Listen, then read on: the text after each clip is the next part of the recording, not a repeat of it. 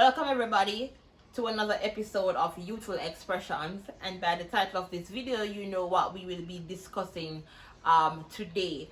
So after fasting today, I was just thinking to myself, so many persons struggle with their prayer and fasting life. I still struggle with my prayer and fasting life, and I have some tips that guide me, some tips that help me to stay consistent, and I was saying, why not just share them with persons?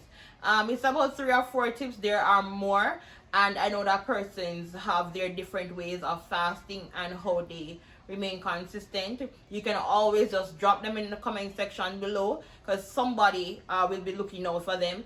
I will be looking out for them, because as I said, we're always, there's always room for improvement where our prayer and fasting life is concerned. So we're open for suggestions. So you can just drop them down below in the comment section. Let us know how you do your fasting and how you remain consistent. What's up everybody? Welcome back to our YouTube channel, Youthful Expressions.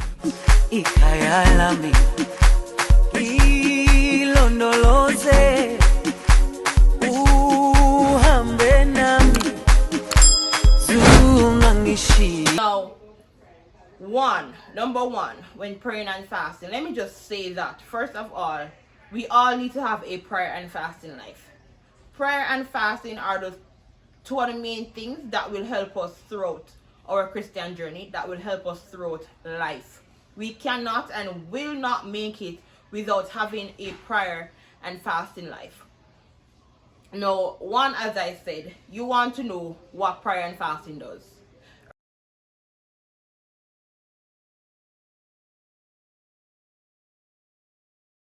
Right? So, one, prayer and fasting connects you with God, right? It brings you closer to Him. 2, prayer and fasting allows you to get your breakthroughs, right? Whether your spiritual breakthroughs, financial breakthroughs, you have health problems, whatever it is, prayer and fasting. 3, through prayer and fasting, we deny our carnal nature in order to fulfill the will of God. So it helps you to not yield to temptation, really brings you further to the spiritual realm than to the things of this world. So you find yourself walking more in the spirit, doing things of the spirit. Certain things that you would do, you automatically stop doing them, and we get through these things by prayer and fasting. So that's number 1. So number 2, we're now going to look at your reason for fasting.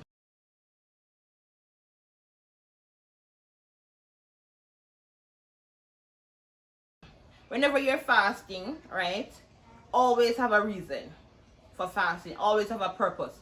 Why am I fasting today? Why will I be doing a 3 days fast? Why will I be doing a 7 days fast? Always have a purpose. Always have a reason for fasting. And never yet think to yourself that, oh, I don't have a reason to fast, or I don't have a reason to pray. There is always a reason to pray and to fast. Always a reason. It doesn't necessarily have to be something personal. You could be praying on somebody's behalf. You could be fasting on someone's behalf. But let us understand that we live in a world where the enemy is moving rampant. Right? No more than ever, the enemy is moving rampant. And then we can realize, we can examine our own lives too, and see that there's always room for improvement. So we always have something to pray about. We always have something to fast about. You don't have to pray about you all the time, your family all the time. Let's not be selfish. So many things are happening in this world today, right? We need to pray for other countries. We need to pray for other persons. So there's always a need for fasting and prayer. So yes, we have to know what we're fasting about. We should have a reason why we're fasting and stick to that regimen, right? So number 3.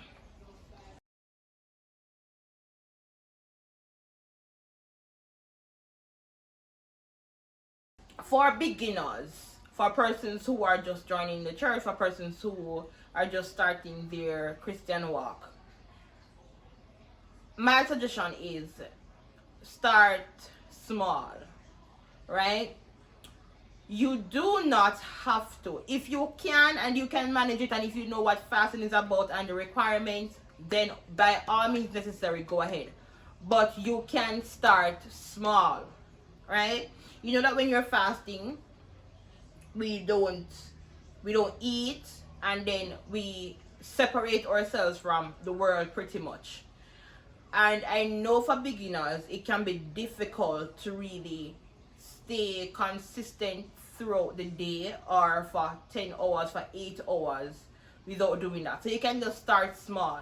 Start by doing 3 hours a day, then you move up to 6 hours a day. So start small, but start from somewhere, right? Eventually you will improve on your fasting. Number 4 is staying consistent and being disciplined, right?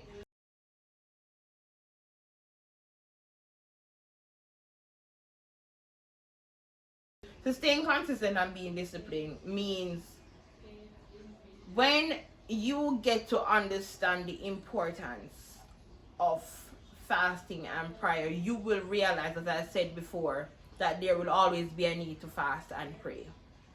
For me, I have specific days on which I fast, even though sometimes those days can change depending on things happening or circumstances.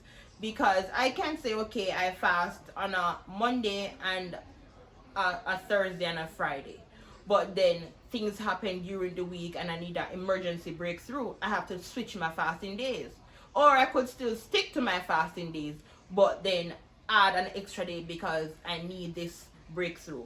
Or I cannot wait until it's Thursday to fast again. I have to fast now today, Tuesday, because, as I said, it's an emergency. I have to contact God on this right now. So stay consistent. Do not allow an entire month, let me not say week, do not allow an entire month to pass and you haven't fasted at least 7 days for the month, which it should be more, but I'm just saying 7 days. You should at least fast for 2 days out of the week, and it's 4 weeks in a month, so that's 4 twos, which is 8. So at least fast at least 7-8 days for the month. All right. Number 5, put aside distractions, right? Put aside distractions.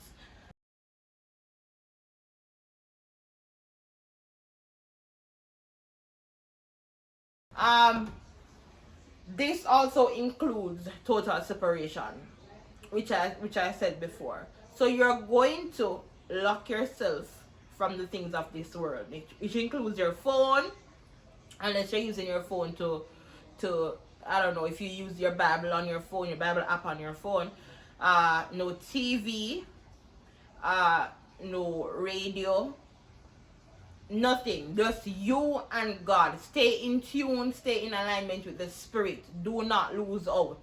Right? So total separation. The only thing you should not be separated from is the presence of God when you are fasting. Everything else should be a no-no. Right? So let us take our fasting and prayer life seriously. And these are just 4 simple steps that I came up with. And I hope they will be beneficial to everybody who will watch this. Again, as I said, sometimes too we wonder, why do I need to fast, or why do I need to pray? I don't have any reason to fast, I don't have any reason to pray. Sometimes we go through some situations and we just pray about it 1 time or 2 times and we just leave it. We have to understand that some of these situations will not go away by just a simple prayer. We need to go down into some serious fasting and prayer, some serious 3 days, some serious 7 days. The Bible says, I think in Matthew 17 verse 20, that says, these things go it not out but by fasting and prayer. So some of these things we cannot just say a 3 minutes prayer or a 2 minutes prayer. It's bigger than that. Some of us face some problems that are bigger than just a 2 or 3 minutes prayer. We need to go down into some serious fasting and prayer. After fasting, I feel so much lighter. I feel so much closer to God. I feel spiritually in tune, like I have just tapped into the spiritual realm, a new level in the spiritual realm. That's how I feel. And I know that's how you feel too once you follow the steps or the requirements to fast. And I don't know how other persons fast, but when I'm fasting, I don't eat. I don't eat anything. I don't eat. So if I'm fasting today and I'm doing an 8 hours fast, I start my fasting, as a matter of fact, from 12 a.m. because that's a new day. It's a new day. So I may not be up at 12 a.m. or even if I'm up at 12 a.m. I don't eat until I'm through with my fasting, like around between 2 or 4 p.m. thereabout, right? So those are my little steps that help me, that guides me through my prayer and fasting. As I said, you can always drop your steps, drop your suggestions in the comment sections. Let us know if you struggle. Let us know what you need help with. Let us know the tips that you use to guide you through your prayer and fasting life. And again, we want to thank everybody for supporting. Thank all our supporters. Thank everybody who has shared our videos, who has liked, who has commented, and who has been here since day one. We, the host of Youthful Expressions, we truly agree. We truly appreciate it. I don't know what word I was gonna use just now. But again, until next time, stay blessed and may God continue to bless you.